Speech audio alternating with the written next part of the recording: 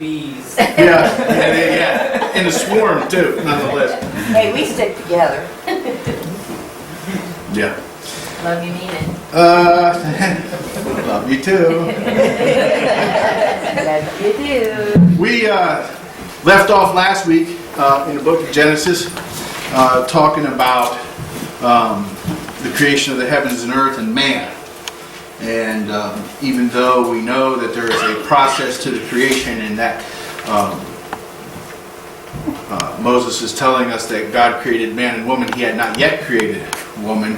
But we use that as an opportunity to talk about relationships and marriage and things like that, because we review that the book of Genesis is a foundation for the rest of the Bible. The things that we will read throughout the course of the book is a foundation of many things to come. We've talked about chapters 1 through 12 are foundational events. Creation, the fall, the flood, the nations, and then chapters 12 through 50 are going to be foundational people. So over the course of 300 years. So we're talking about the stories in the book of Genesis as being foundational, the creation of man and woman, and what that was to look like as far as how he intended relationships to be. We talked about several asexual creatures that God created and how he intended them to not need a sexual partner to reproduce and to multiply. And we talked about had he intended for man and woman to be okay with being with each other the same sex, he would have made it so that we could create new life asexually. After Sunday school was over last week, Brother Cletus came up to me and made a point that I want to touch on, because we kind of focused on the relationship between a man and a woman based off the creation of Adam and Eve. And I lightly talked about how you look at the fact that Adam, if he in the beginning was to want to divorce Eve, where was he going to go? How was life going to carry on? Because Eve was the only woman that was on the planet. So, you know, it's not only did he have no choice, but you're forced to deal with the issues. You had to work together whether you wanted, whether you wanted to or not, whether you were mad at each other or not. That's what you had. That's what he had. That's what she had. And they had to work with that. And before I go any further, Brother Cletus and I talked, like I said, I am divorced. Things happen. People make mistakes. Things go south. People, and especially in this day and age, things happen. I think he made a very good point, though, in that we can talk about the immorality and the sinfulness of homosexuality and same-sex marriage for people who get married 30 times, who don't look at the institution of marriage as holy and sacred. What's if you've ever had an argument with someone who is a fan of, they don't have to be homosexual, but they're a fan of same-sex marriages, what's one of the first things that they say? Especially after we say something like, marriage is sacred, it's holy, it's between a man and a woman. What do they say? That's their choice. It's their choice. They also say, well, it's not like the heterosexuals treat it as a holy union. We make a mockery of it. We get married and we divorce within a year. We have extramarital affairs. You see them on TV all the time. We make a mockery of the institution of marriage, and then in the next breath tell somebody else that it's holy and sacred. We kind of look like hypocrites. And I'm saying that Brother Cletus had an excellent point that in the beginning, Adam and Eve were together. They had no other alternative. They were supposed to work with each other. And they did. At the end of the day, they needed to make sure their problems were resolved. They just didn't say, that's it, I quit. Give me somebody else. Today, instead of dealing with problems and issues, we are so apt to say, that's it, I quit. I'm not going to work this out. I don't like you. I hate you. Goodbye. And those things are an abomination in the eyes of God. And that would be the point. that as much time as we spent talking about, same-sex marriages, and as much, things that I did to find asexual creatures to put up here for you and to talk about it, it's just as bad to do the other. Those who are proponents of same-sex marriage, who talk about how we as heterosexuals, and in some cases even we as Christians, we just get married and then get divorced. Get married and then get divorced. They're right. We don't treat marriage as a sacred institution. The numbers show it. And those numbers are basically all ours. I mean, let's face it. Just now are we starting to recognize same-sex marriages in this country. So when you look at the divorce rate, that's heterosexual marriages. And it's very high. And it's ridiculously high. 1 out of 2. 1 out of 2 marriages will fail. So we talked about that afterwards, and I wanted to make sure that we spent, because it's a very valid point. I mean, we need to, if we're going to walk the walk, we have to talk the talk. If we're going to talk the talk, we have to walk the walk. You don't get to talk to somebody about marriage and that it's between a man and a woman and how sacred it is when you are on your 5th one. That's kind of hypocritical, and I wouldn't even listen to you. You're right. Just say it. And I'm a divorced man. I mean, I'm not proud of it. But we look at some of our actresses and our actors who we idolize, and we look at their lives. They've been married 4 or 5 times, and some of them for a month or a week. Only. One of the things that I would like to add to that, though, and this is pretty, it's not like people don't understand this, but the hypocrite word is another one of those words I'm not very fond of. Because in some ways, it gives the impression that something's not true. You're being a hypocrite because you tell somebody that gay marriage is not what God intends and that divorce is not what God intends. Does not change the truth just because you've fallen prey to what that may have happened to you or whatever. So, It doesn't change the truth, but it doesn't make you the one that should be preaching the message. And you are, and I would consider you hypocritical. I have something else to say about that. Okay. If that be the case, then that means ain't nobody in this building can tell anybody about sin because you have done it. Well, we admit to it. Yeah, a divorced person can admit to that wasn't what should have been done. It's like you said, it's no different than the sin of a homosexual marriage or a sin of anything else. It's still, in God's eyes, it was not supposed to be done. So I'm just saying, Well, you give nobody for a the testimony. record, Pastor Randy doesn't like the word hypocrite. I happen to like it because I feel like one all the time. Just so you know. See, God didn't make a distinction.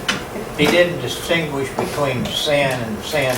This is sin and that sin. He's called it sin. Right. And that's why I felt, It's a sin, and you better repent of it. and that's why I felt very strongly about bringing your point up, Brother Cletus, because we talked a lot about one thing last week, and I didn't want to ignore the other. Marriage, very clearly through what we read, was intended, especially from the day of creation.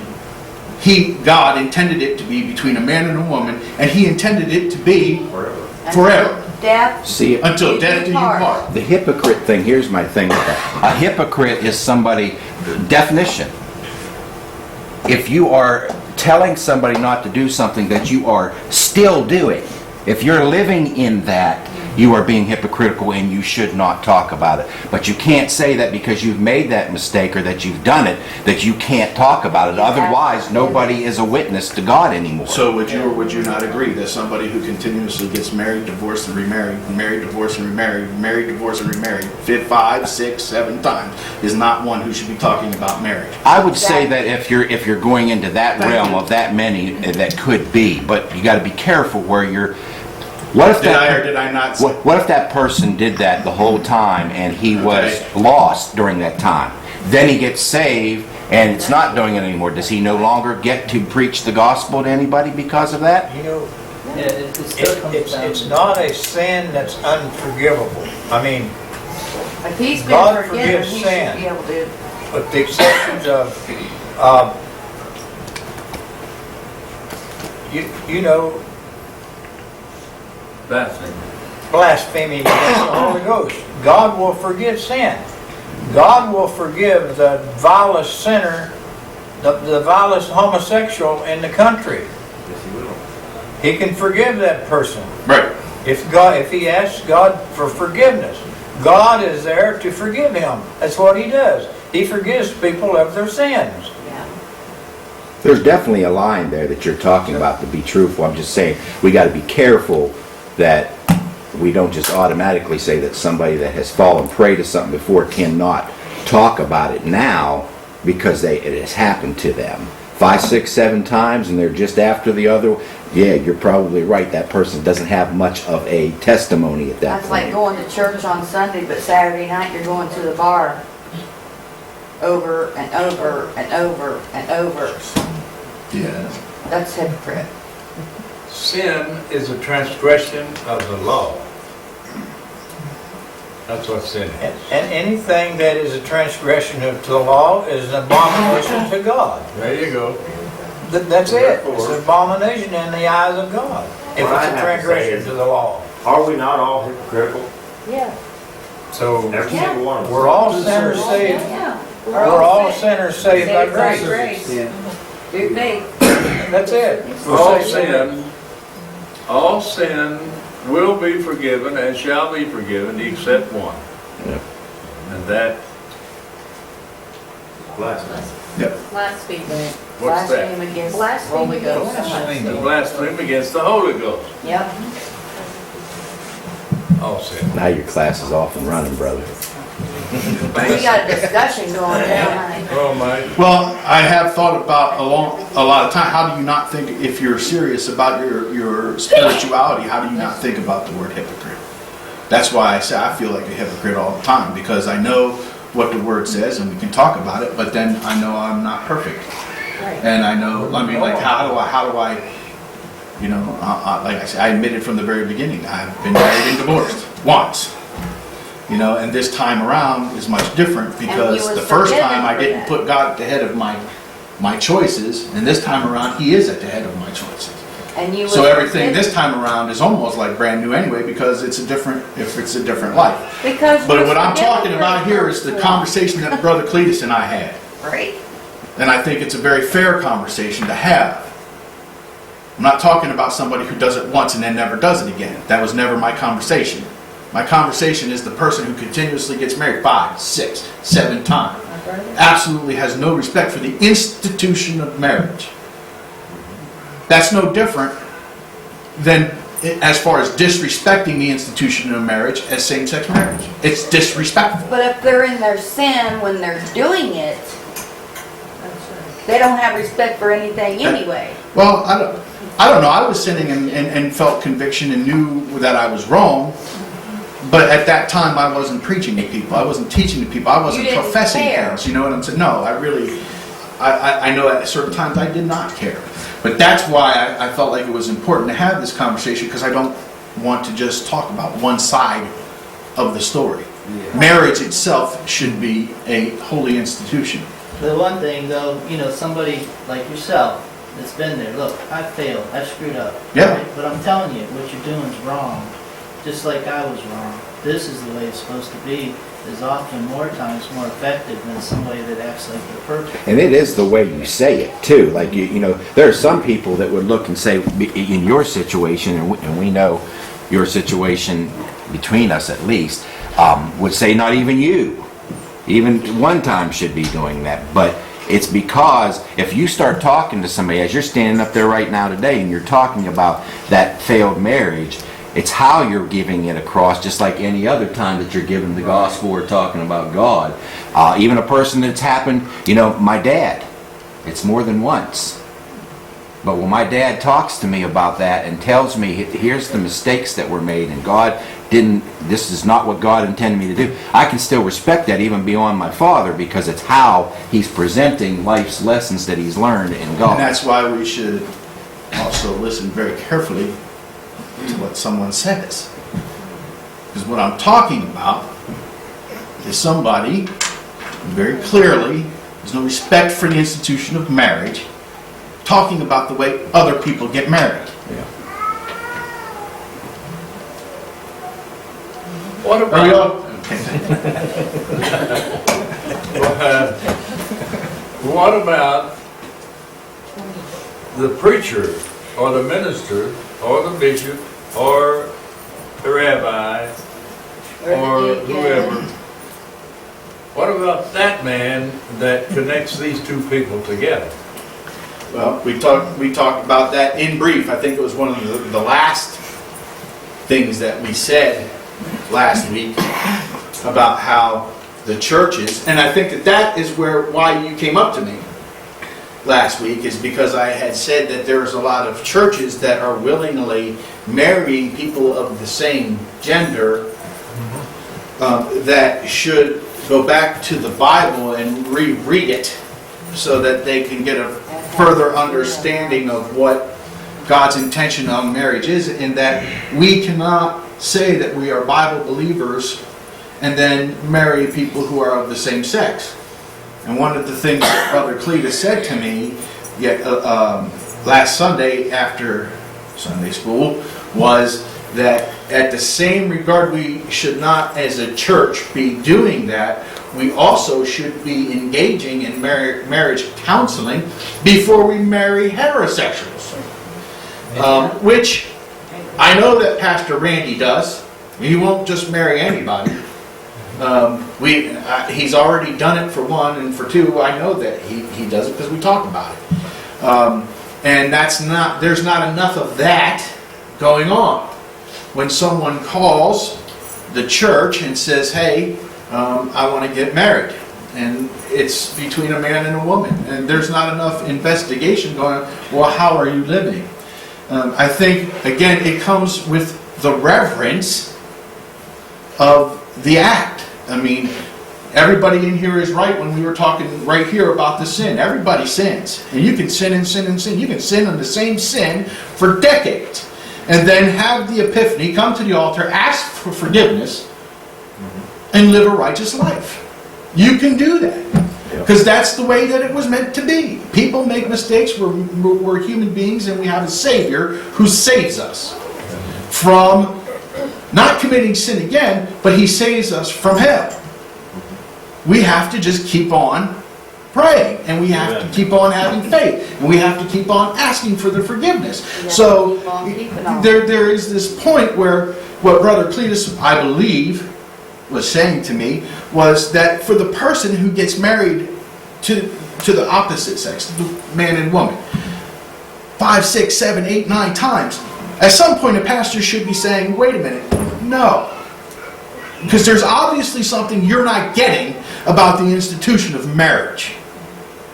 And there should be some pastoral counseling going on before they conduct that ceremony, because it's a holy ceremony. And that's where I'm coming from. How do you preach to somebody else the holiness of marriage when we're not doing, we're in the church, we're not doing that ourselves?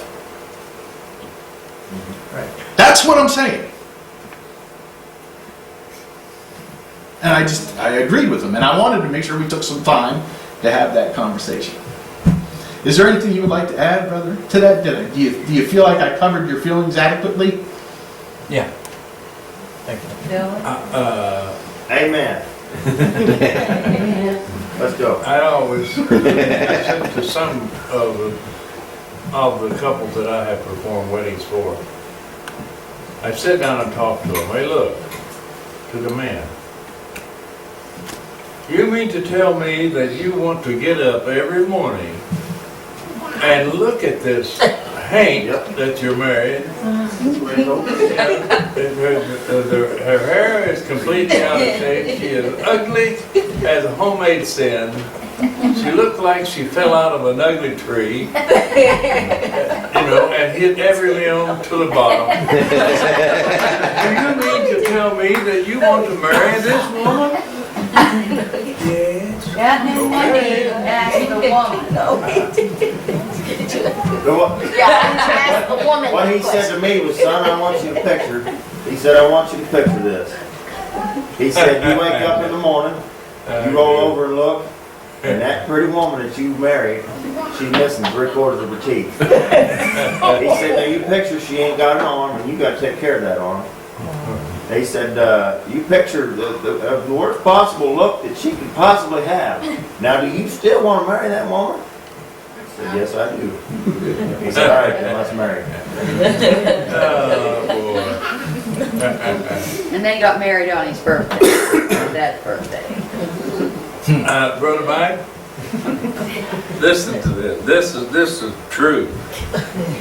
This man came to the door of the church, of this church, and after service is over, he come sit in the service. After service was over, he said, "Hey parson, do you have any widow women in this place?" And I said, "Yes, I do. I've got 3. Well, Sister Dee's husband had just died 2 weeks earlier. But I had Sister Velvet and Myrtle. Sister Myrtle. And I went and introduced him to this woman, and this woman. This was on Good Friday, I believe it was. After this service was over, Sister Myrtle come to me to the door and she said, "Brother Dave, this man asked me out for lunch." And I said, "Praise the Lord, go with him." You know, because they were both single, you know. And during the week, I think it was Monday or Tuesday, he called me and said, "Parson, I might need your services here pretty soon." And I said, "Well, that's fine, I can do that." He called, and on Friday of the next week, they got married. Yeah, sure enough. And married to the That's fast true. Friday next week, it lasted. Till they Well, it died. lasted until they both died, but anyway, they were married like 5 or 6 days of knowing one another. Yes.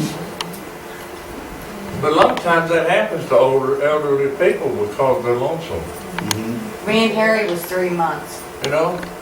almost. I could be in a crowd of 1,000 and be lonesome to death. Yeah. Yeah.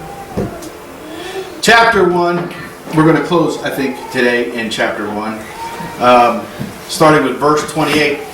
And God blessed them. And God said unto them, Be fruitful and multiply, and replenish the earth, and subdue it, and have dominion over the fish of the sea, and over the fowl of the air, and over every living thing that moveth upon the earth. And God said, Behold, I had given you every herb-bearing seed, which is upon the face of all of the earth, and every tree in which is the fruit of a tree yielding seed. To you it shall be for meat. And to every beast of the earth, and to every fowl of the air, and to everything that creepeth upon the earth, wherein there is life, I have given every green herb for meat, and it was so. And God saw everything that he had made, and behold, it was very good. And the evening and the morning were the 6th day. So some of our word study here. Blessed is Barak, and it means to bless, to kneel, to be pleased, bless oneself, to be adored, to cause to kneel, to praise, salute, and it means to curse as well. Go ahead. What does Obama mean? I have no idea. Replenish.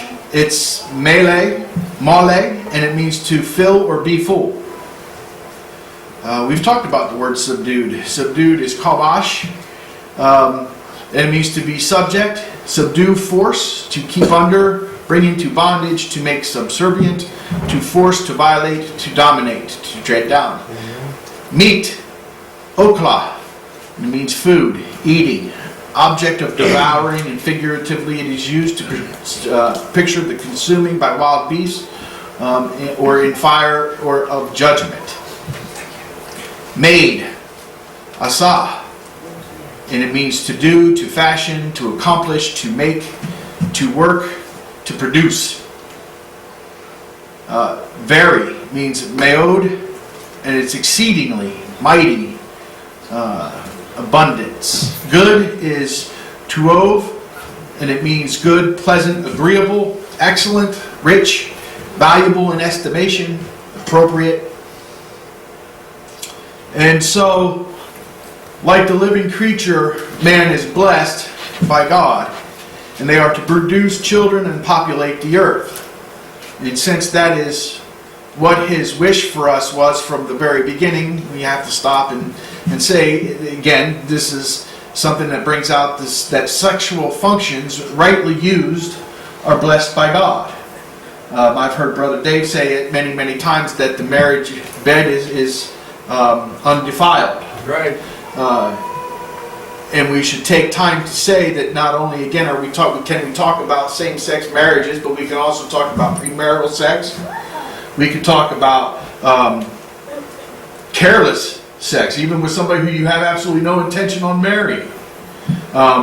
It's not something that we can just talk about in the homosexual word. Heterosexuals can not get the purpose of marriage and relationships just as much, and like we have established, sin is a sin is a sin. If we look at the first inheritance that man has had, what was it?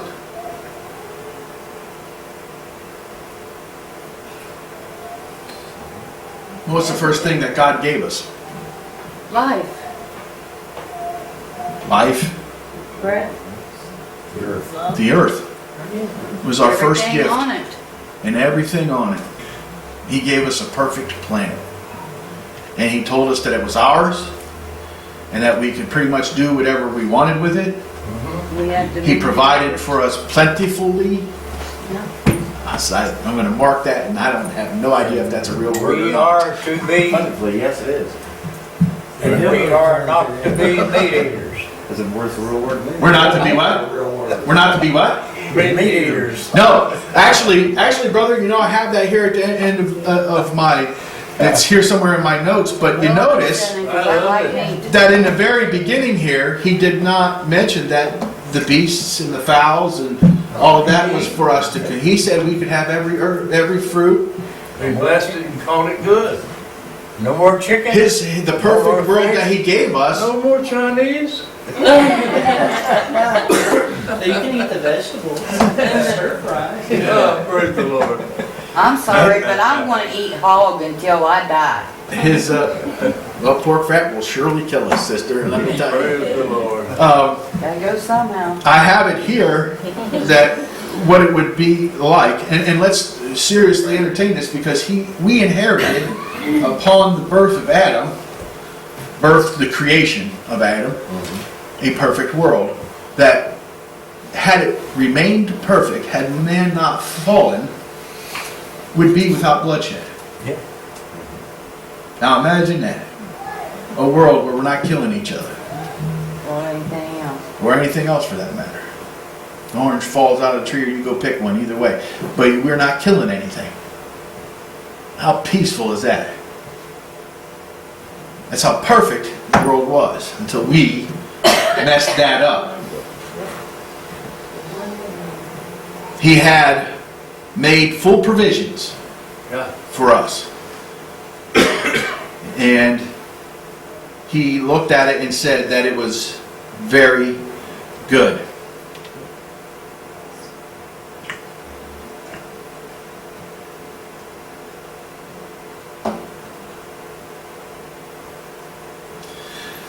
Now, we're going to move into chapter 2 of the book of Genesis. Thus the heavens and the earth were finished. Verse 1, chapter 2. Thus the heavens and the earth were finished, and all the host of them. And on the seventh day God ended his work which he had made. And he rested on the seventh day from all of his work which he had made. And God blessed the seventh day and sanctified it, because that in it he had restored from all his work which God created and made. Now, before we go any further into chapter 2, let's talk about something in the Hebrew culture of speaking and how they speak. It's not uncommon for one to write about facts. They learn something, they write it out. Then they go back to it, and they go into great detail about the facts that they had just written about. We kind of talked about that when we saw that Moses was telling us in chapter 1 that he made male and female. That's a fact. Yep. He made the male and he made the female. But he didn't make them at the same time. I used how we would talk about our children. If I went up there and said, Brother Dennis, do you have kids? You might look at me and say, yes, I have, 5. I'm quite certain you didn't have 5 all at the same time.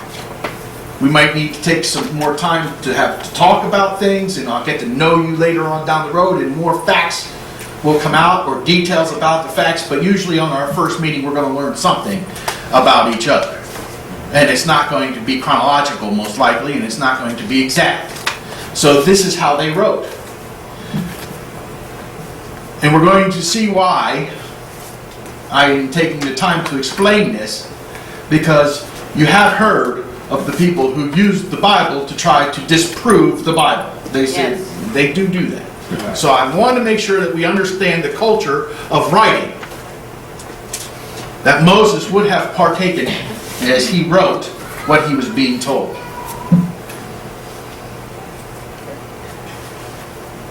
Making sure we got that.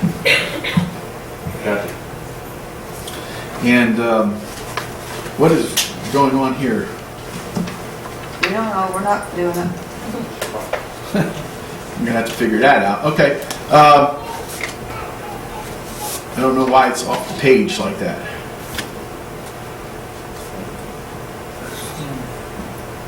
Okay. So it might take your fingers and do like this.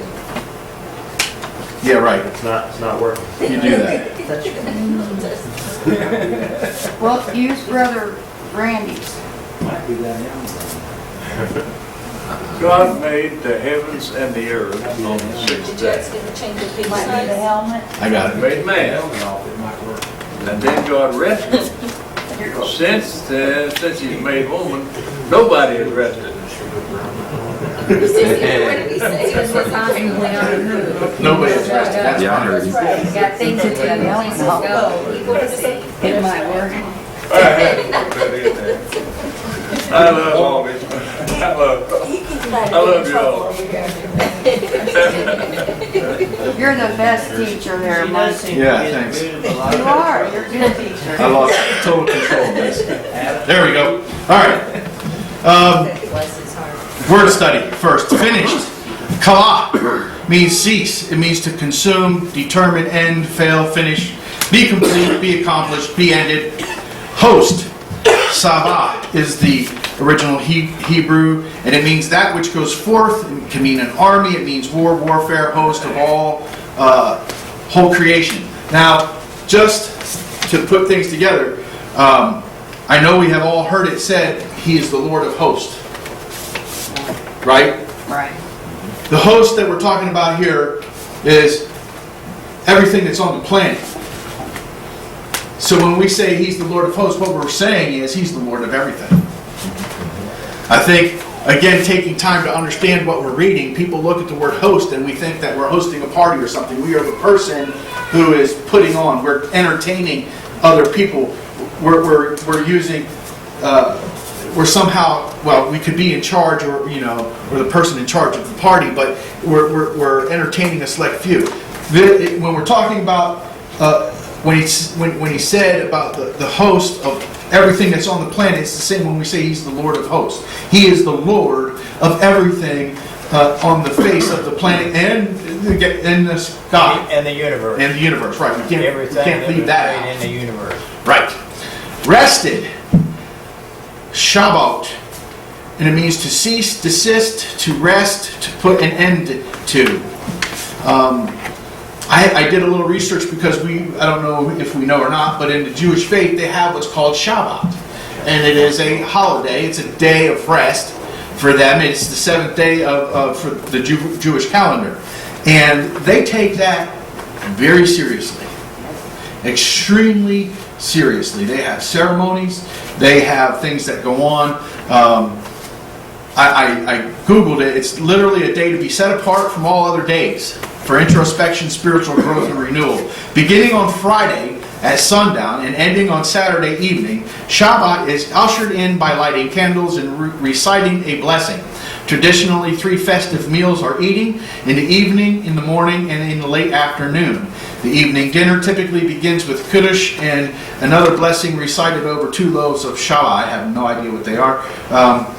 Shabbat is closed the following evening with a blessing, a specific blessing. And Shabbat is a festive day when Jews exercise their freedom from regular labors of everyday life. It offers an opportunity to contemplate the spiritual aspects of life and to spend time with the family. It's a very serious day. I know that sometimes in our traditions we have a Sunday supper, or you get together with the family on Sundays and you do stuff. But look at this world. Everything is in a hurry. And we need it now, and we need it fast, and we just don't stop. God didn't rest because he was tired. I mean, we have to remember that. God was not tired. He didn't need a day off. God doesn't take days off. He's in charge 24 hours. He's on call 24 hours a day. 7 days a week. So in his example of taking a day to, because what he did was he admired what he had created. He wasn't resting because he was tired. He didn't need to take a nap. He didn't need to rub Bengay on himself. He wasn't hurting and he wasn't tired. He was admiring a perfect planet with a perfect human being and perfect animals and just perfection that he had made. And you know what? We're no different. When we make something that may not be perfect, but we make it and it's good, some of us stare at it for a little bit.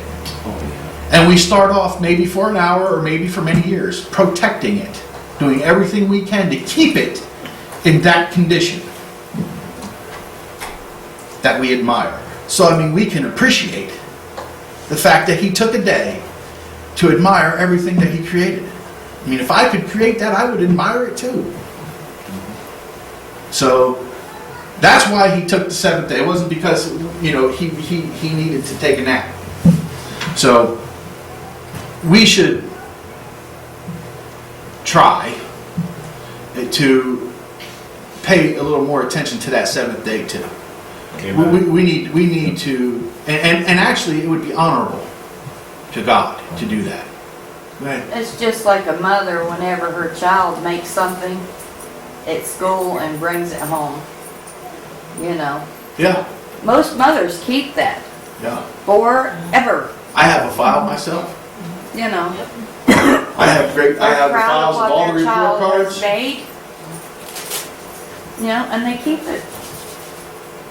I would embarrass my son right now if he was here, but he's not here, so there's really no point in it. But I have a lot of things from when he was a kid. I have a lot of things and we all know that it's not perfect, but they did it, so it's perfect That's to right, me. exactly. So we can appreciate taking some time to step back and admire. We ought to pay honor to that and take some time to cherish what he has given us. Amen. Family. They took the time to do it. Yeah. Our homes, the food that we have is a blessing. Yes, this is. So, moving on. Sanctified. Kadash means to consecrate, to prepare, dedicate, to be hallowed, to be holy, to be sanctified, to be separate, to be set apart. Do you ever notice in some of these definitions that we're talking about, it says to be set apart?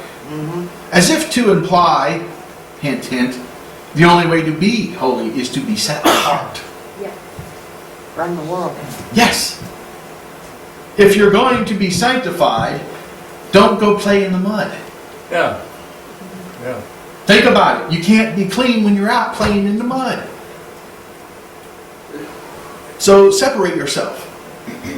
There's too many people that really feel like, I got this. I got this. I can go out there, have a blast, and I'll be okay. No. It's going to get you. It's going to get you. That's the devil. That's the devil right there, just putting his foot right here on the door. Yeah. Okay? I got him thinking at least the wrong thing. Now maybe I can get him to do the wrong thing. You know? It's a progression. And he's going to get you. It's amazing. One of the things. Sanctification means to set yourself apart from these things, from the world. It's amazing that one of the things that as a person we hate the most is to be lied to, yet we'll lie to ourselves all the time. That's true. Except for Brother Billy. We've talked about lying before.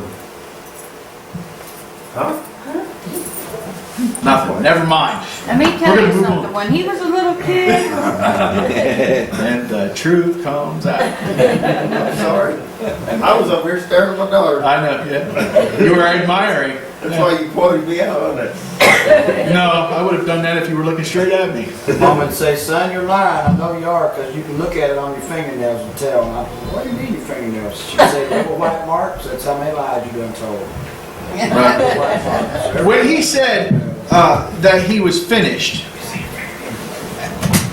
when God told Moses that at the end of his seventh day he was finished, that didn't mean he was punching out and going home. He was done creating. He was not done being God. He is always on duty, like we were saying.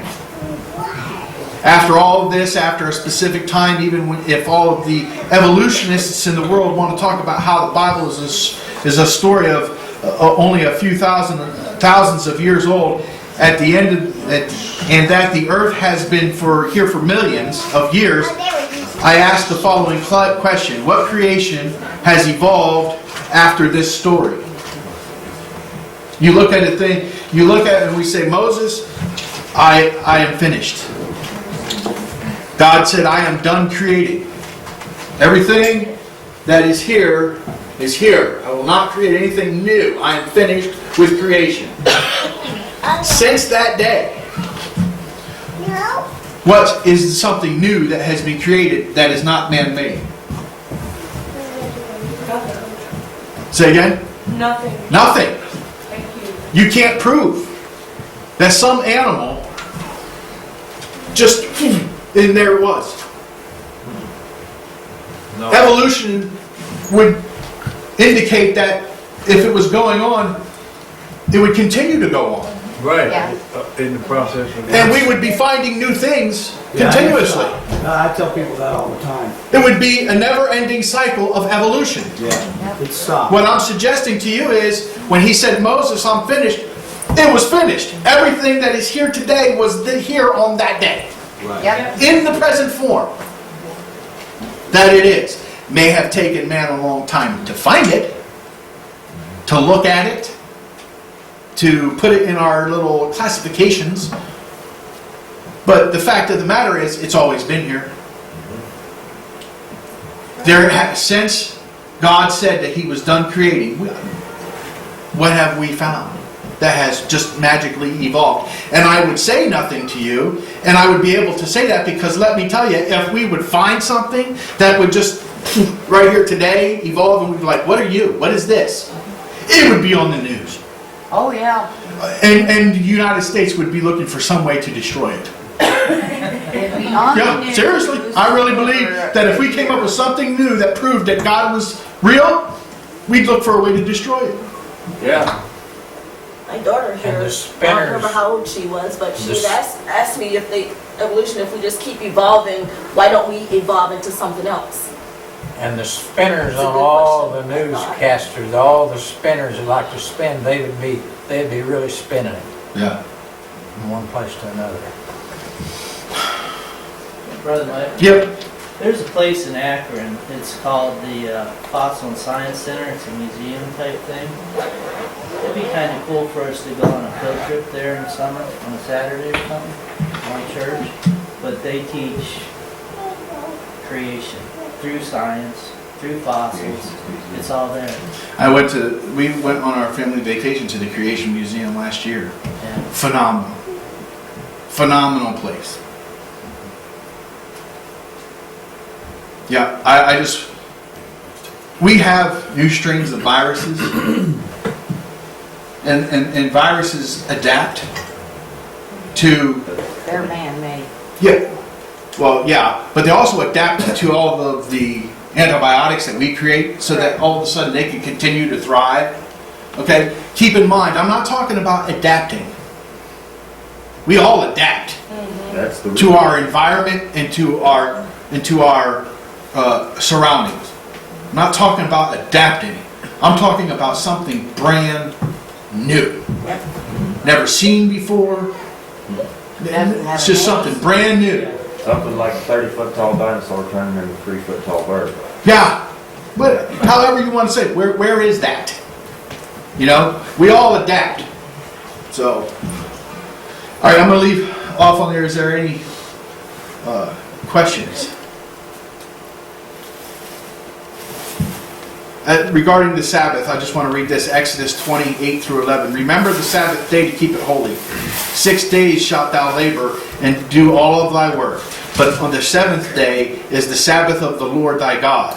In it thou shalt not do any work, thou, nor thy son, nor thy daughter, thy manservant, nor thy maidservant, nor thy cattle, nor thy stranger that is within thy gates. For in 6 days the Lord made heaven and earth, the sea, and all that in them is, and rested the 7th day. Wherefore the Lord blessed the Sabbath day and hallowed it. Somehow or another, I just feel like, you know, you know what? I'll raise my hand. I'm guilty too, because I get to working and I get to doing things, and then I just don't stop. And I don't have enough time. And I look at things and I see the lawn that needs to be mowed, and I was like, I can't sit here and just relax today. I got to go get that. Otherwise, it's going to turn into a jungle, you know. And I'm going to have my neighbors calling me up, telling me to cut it because it's just the way they are, you know. So I'm guilty of that too. But out of honoring the Lord and saying, "You told me to do this, so here it is." It's another form of obedience.